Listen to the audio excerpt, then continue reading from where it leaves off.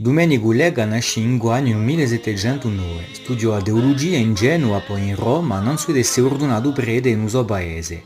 Fido a Pasquale Bauli, partecipò anche alla battaglia di Pontenovo.